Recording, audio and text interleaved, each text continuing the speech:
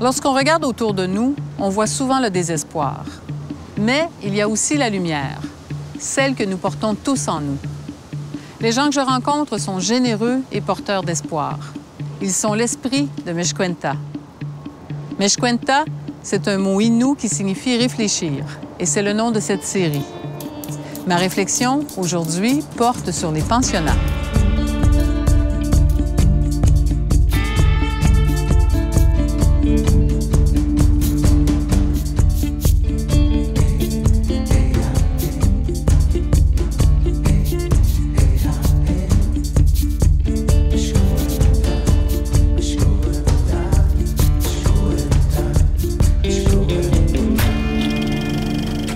L'époque des pensionnats indiens a beau être derrière nous depuis plusieurs années, les souvenirs douloureux sont toujours là. Récemment, le gouvernement fédéral présentait des excuses aux survivants des pensionnats. Ceci faisait partie d'un accord de règlement qui comprenait aussi des compensations financières, le financement de la Fondation de guérison et la mise sur pied de la Commission de vérité et de réconciliation. Même si dans le meilleur des cas, ces mesures apportent un soulagement aux survivants, je me demande s'il est possible de reconstruire sa vie après tant de souffrances. Depuis 1955, les jeunes Indiens de l'Abitibi et du Haut-Saint-Maurice connaissent eux aussi les émotions de l'entrée ou du retour au pensionnat. C'est pour les aider à mieux s'adapter à leur nouvelle vie que les missionnaires Oblats fondèrent, avec la collaboration du gouvernement canadien, le pensionnat indien d'Amos.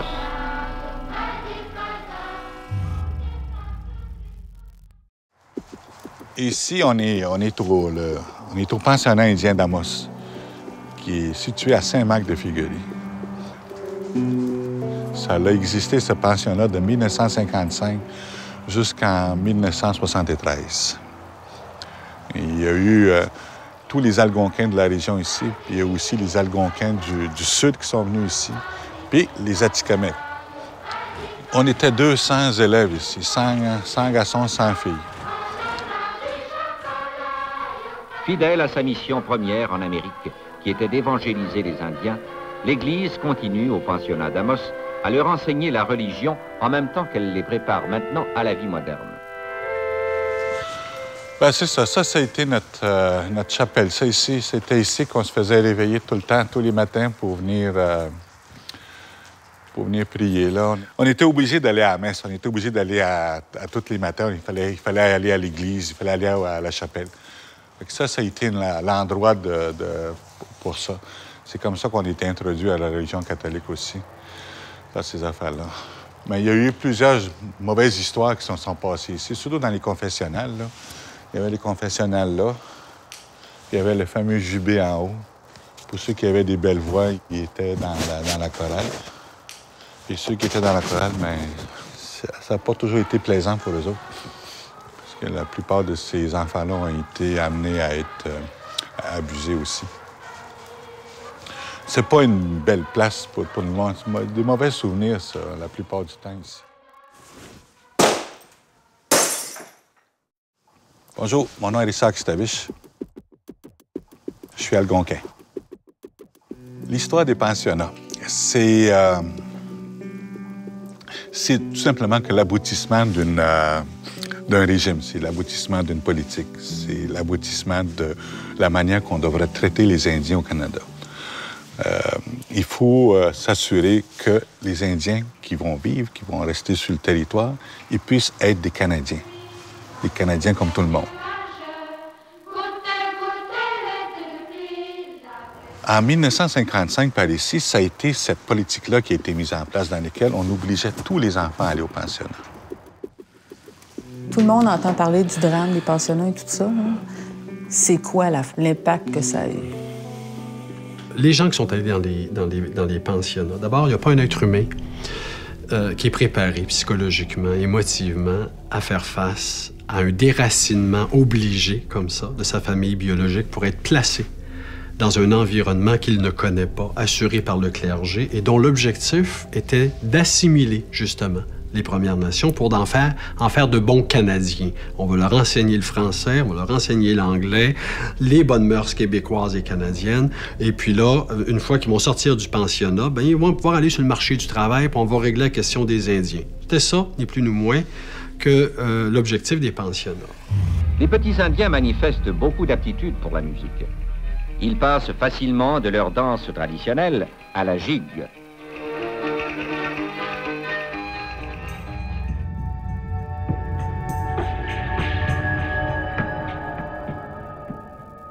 Et comment devenir un bon Canadien? C'est en dénigrant la culture à laquelle j'appartiens. Alors, les Premières Nations, vous avez une culture inférieure, vous ne savez pas comment faire ci, vous ne savez pas comment faire ça, etc. Nous, on va vous le montrer. Hey, c'est solide, ça, hein? Ça n'a pas de bon sens comment est-ce que... ils ont mis de l'argent là-dedans. Il fallait que ça reste debout. Hey, j'ai trouvé des vieilles affaires. Crèche de Noël, puis d'hiver. À Noël, il y avait toujours une grosse crèche là, sur ce côté-là. Une grosse bébelle. Puis je me demandais toujours où est-ce qu'ils mettaient ça, ces affaires-là. Puis c'était dans l'armoire, dans le coin en haut, puis c'est marqué crèche de Noël dessus.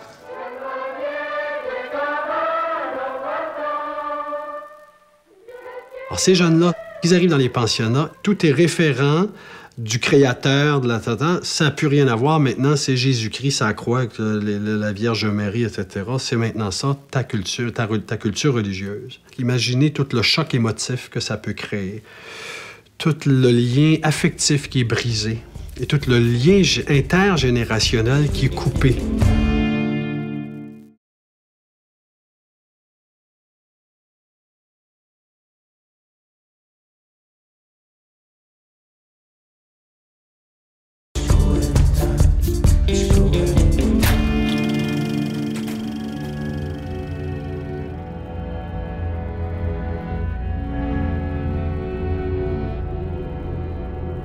Il y en a eu combien de pensionnats au Québec? Au Québec, il y en a eu 6 pensionnats. Il y a eu 3 pensionnats pour anglophones, puis il y a eu 3 pour les francophones.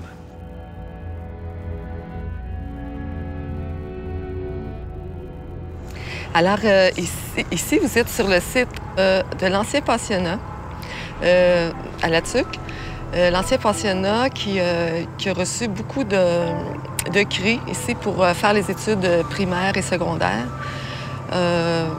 C'est le dernier vestige des pensionnats, je crois, un des derniers en tout cas, dont on a fait la démolition, une partie de la démolition l'an passé.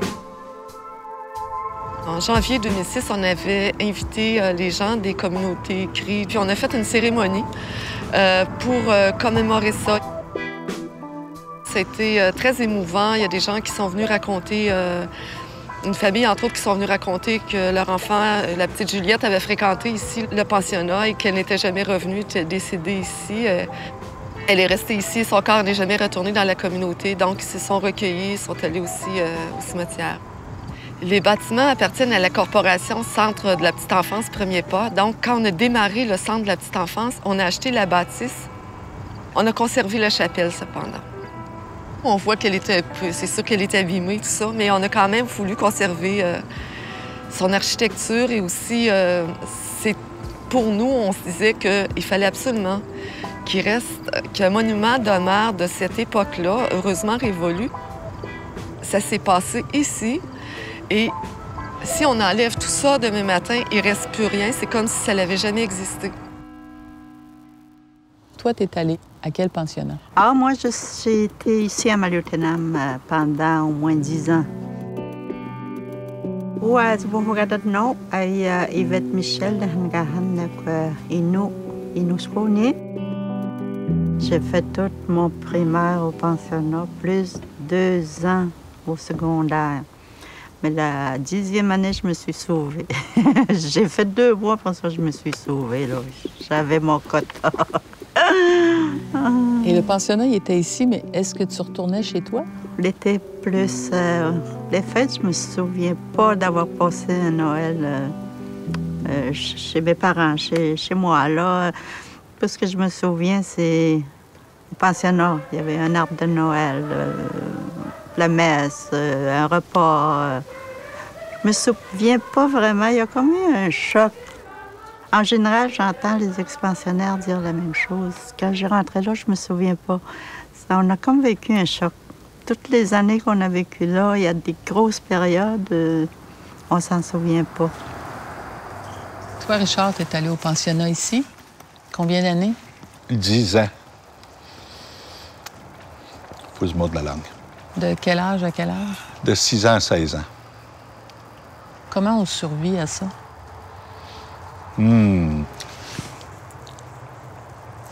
J'ai toujours cru qu'on pouvait guérir de ça. C'est pas ça pantoute qui arrive, c'est que on apprend à vivre avec ça. On apprend à vivre avec cette douleur-là. On apprend à vivre avec ces drames-là. Il faut faire la part des choses là-dedans. Il faut être solide en maudit.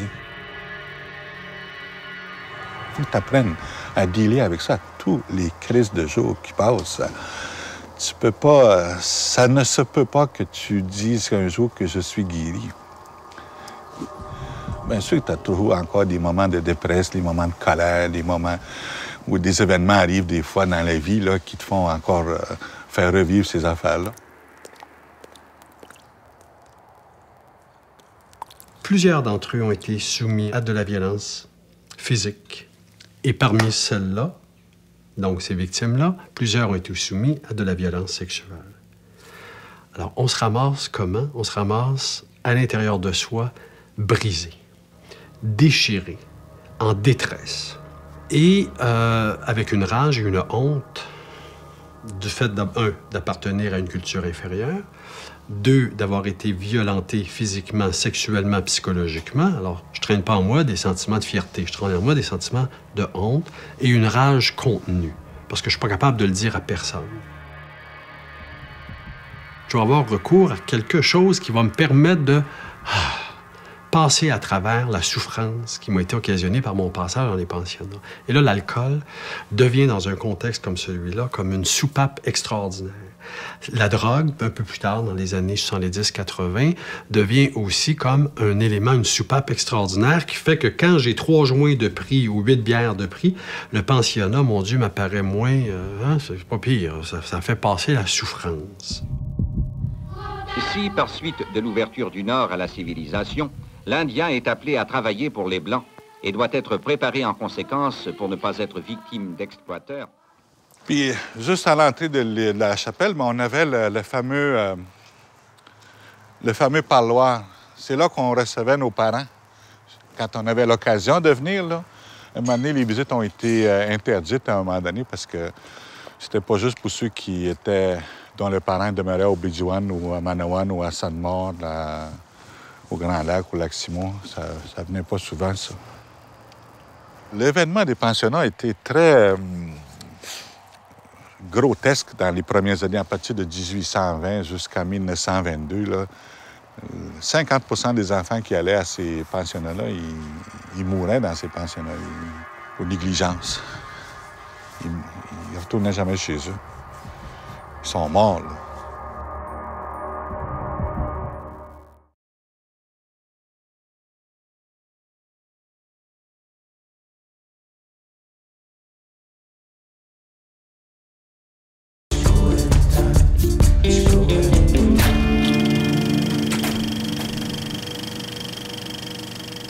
Toi, est-ce que tu as eu une compensation financière? Oui. Oui, j'ai eu du fun un petit peu avec ça aussi. J'en ai profité aussi à ma famille, à tout le monde de ces affaires-là. On avait passé un beau Noël en passant. Ça n'a pas eu l'effet que je pensais que ça allait avoir. Enfin, j'ai mon chèque bientôt. Maintenant que la compensation a été versée, dans la plupart des cas, il y a encore aussi un autre processus qui est mis en place aussi pour ceux ou celles qui veulent continuer à aller chercher d'autres agents pour d'autres dommages qu'ils auraient subis, là, comme les agressions sexuelles et autres, les abus. Il y a eu les fameuses excuses qui a été... c'est celui-là, mais que je m'attendais à avoir ce feeling-là. quand on a eu les excuses. Le gouvernement reconnaît aujourd'hui que les conséquences de la politique sur les pensionnats indiens ont été très néfastes et que cette politique a causé des dommages durables à la langue, au patrimoine et à la langue autochtone. Moi, j'aurais jamais pensé que ça m'aurait tant touché, que ça m'aurait tant envahi non plus. Le premier ministre était juste en face de moi, comme ça, là, pendant qu'il parlait. Puis l'excuse du premier ministre, bien là, pour moi, ça a été une délivrance. Ça a été un moment important. C'est ça que je cherchais. C'est ce que je m'attendais avec le chèque. Pas plus que ça. Chez nous, dans notre culture, on ne fait pas juste... on ne s'excuse pas dans notre langue. Okay? Ça n'existe pas, ça. Mais on répare les gaffes qu'on a faites. On se donne quelque chose pour réparer, pour dire qu'on veut recommencer, on veut refaire les choses. Alors, c'est ce qui reste encore à faire pour ce gouvernement-là. Bonjour, mon nom est Claudette Dumont-Smith. Je suis algonquine de Kitigan-Zibi et je suis commissaire sur la Commission de vérité et réconciliation. Le mandat de la commission, brièvement, c'est d'investiguer tous les faits qui s'est produits dans les pensionnats indiens. Nous voulons que les gens qui ont travaillé dans les institutions, nous voulons parler à les survivants, nous voulons parler à les gens des églises pour savoir l'histoire exacte de qu'est-ce qui s'est passé pendant les 100 ans. Et ensuite de ça, nous allons écrire le chapitre qui manque dans notre histoire canadienne. Et comment vous allez procéder? Nous allons avoir des tribunaux publics et nous allons inviter les gens à venir nous parler. Et aussi, ils peuvent nous écrire. Ils peuvent communiquer avec nous dans la façon qui leur convienne. Et ça va être à nous, la commission et notre secrétariat, d'écrire ce chapitre-là. Donc, il y a eu les compensations. Ensuite, il y a eu les excuses du gouvernement. Et ils ont aussi mis sur pied la commission... De vérité et de réconciliation, oui. Ça va être un petit peu difficile. Ça va être un peu difficile. Je sais qu'il faut qu'ils donnent du temps à cette gang-là, ces commissaires-là, pour pouvoir y arriver. C'est pas tout le monde qui est prêt non plus à aller raconter son histoire, à aller dire ça à vérité. Et... il faut qu'il y ait une démarche qui soit déjà faite par des individus pour pouvoir aller conter son histoire devant une caméra. Moi, j'ai conté mon histoire en caméra il y a 2 ans, puis j'ai tombé, j'ai flanché, j'ai pleuré, j'ai pas été en mesure. Pour une raison quelconque, ça vient comme ça, sans que tu t'en attendes. C'est comme un coup de poignard qui vient de te chercher, puis là, ben, t'as mal, puis tu te mets à pleurer. Fait que, quand tu as fait une bonne séance de pleurage d'une demi-heure, là, ça fait du bien. Le nom de la commission, c'est de réconciliation et de vérité. Est-ce que c'est possible, la réconciliation? Pour moi, c'est très possible. La réconciliation, je pense que j'aurais pas accepté ce travail-là si je pensais pas que c'était possible. C'est pas juste possible, c'est on a besoin de ça. Réconcilier avec le passé pour devenir plus apte à atteindre nos buts personnels, nos buts communautaires, nos buts comme nation. Avec toutes ces initiatives-là de compensation, d'excuses, de commission de vérité, d'après toi, est-ce qu'on est sur la bonne voie? Ah, mon Dieu. Si on n'est pas sur la bonne voie, il faut y aller à quelque part. Je pense qu'il faut laisser aller ce processus-là. C'est nécessaire de dire la vérité, de dire sa vérité. OK? Mais pour la réconciliation, c'est un autre temps, ça. C'est une autre étape. Essayer de mettre les deux dans la même affaire, je ne crois pas tellement à ça, parce que j'ai moi-même des difficultés à faire cet exercice-là. J'ai de la difficulté à concilier les deux. J'aime bien dire ma vérité à moi, ça me libère. Mais je ne suis pas sûr que je serais prêt encore aujourd'hui à pardonner ou à me réconcilier avec les autorités présentes à ça. Je suis encore trop en colère. J'ai encore de la colère aussi. Est-ce que tu penses qu'on peut en venir un jour à pardonner ce genre de choses-là? Pas la génération qui a subi ça. Je ne crois pas à ça, qu'ils vont pardonner ça. Moi, je vais mourir avec ça, peut-être sans avoir réussi à pardonner. J'avais un rêve qui revenait assez souvent. J'avais des cauchemars, une grosse bâtisse, là, où c'était noir, les gens étaient noirs, puis il y avait un gros bonhomme noir qui nous poursuivait, des enfants, là. C'était le pensionnat, vraiment, la bâtisse que je rêvais, là. Quand j'ai commencé mon cheminement de guérison, j'ai pas vraiment réalisé que c'était des effets du pensionnat. Moi, j'avais juste un problème à moi, puis colère contre mes parents. Puis, à un moment donné, je suis partie en forêt avec ça, essayer de régler ce problème-là. C'est là que j'ai eu la réponse. Ah, c'est ça! J'ai vécu pendant des années avec le mensonge. Le pensionnat, on t'a menti. Les gens qui étaient là t'ont menti. L'événement qui est là t'a menti. La culture, on t'a menti. C'est une découverte. J'étais toute découragée. J'ai des attentes personnelles vis-à-vis de la commission. J'ai œuvré 34 ans dans la santé autochtone et j'ai jamais vu beaucoup de changements dans ces 34 ans-là. Le niveau de santé des Autochtones est plus basse que les Canadiens, leur niveau socio-économique aussi. Et comme je vous dis, moi, je pense que c'est beaucoup relié à qu'est-ce qui s'est passé dans les pensionnats indiens. Alors moi, j'aimerais au moins commencer à avoir un changement, de revoir les Autochtones se prendre en charge et réétablir leur fierté de qui ils sont. Parce qu'ils ont beaucoup contribué au Canada et ça n'a jamais été respecté. Tantôt, tu disais, dans notre langue, on s'excuse pas. Si on fait des gaffes, on les répare. De quelle façon on pourrait réparer l'histoire des pensionnats? La reconnaissance. La reconnaissance de l'histoire, tout simplement. Reconnaître ces événements-là, comme la fameuse excuse.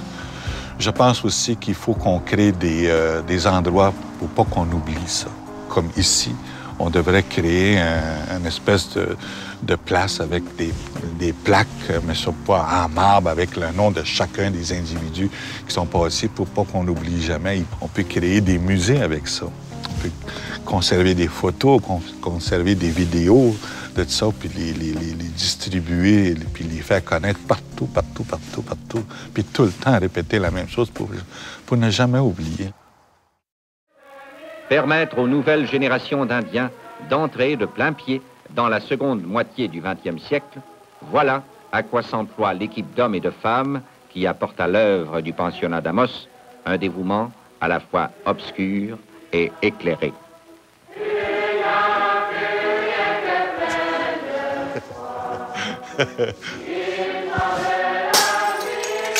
Ha ha ha ha.